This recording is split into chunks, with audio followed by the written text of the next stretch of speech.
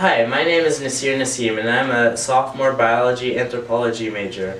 I got this piece of artwork in Tanzania when I was there this summer.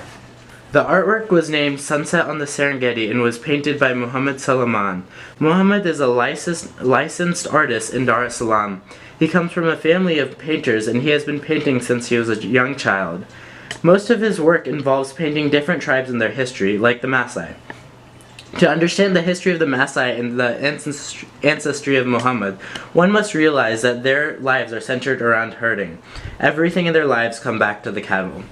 The formal elements play an extremely important role in this piece of art. In the painting, the artist does not use any vertical or horizontal lines, but instead everything is curved. Many of the lines are also used to make 3D shapes, which also cast shadows. The subsequent modeling lines also agree with the position of the lighting. There is also an illusion of depth, which can be caused by how near objects overlap distant ones.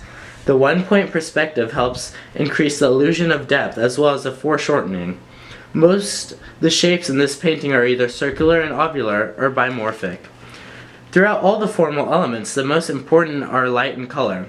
As the sun sets over the Serengeti, the effects of the sunset cause the lighting to turn the sky a hue of red and orange, blending in with the savanna lands.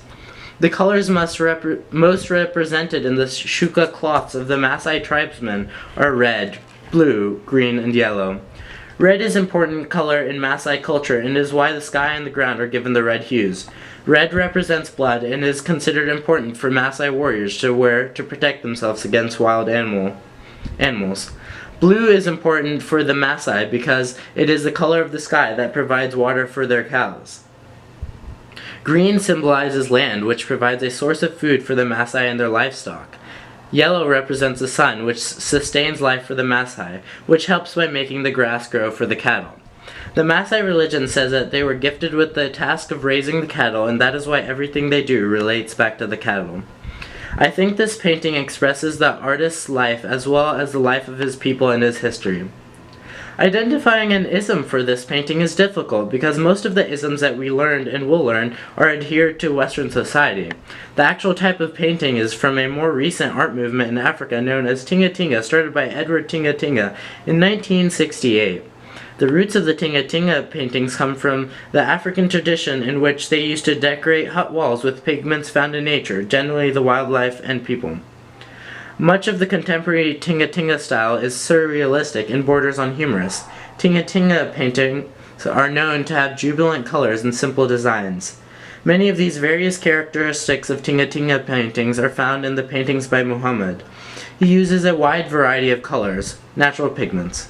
He also uses the Serengeti as the background of the painting, and depicts classic elements that are iconic to Africa, including the baobab trees, the Maasai people, and the huts of the Maasai.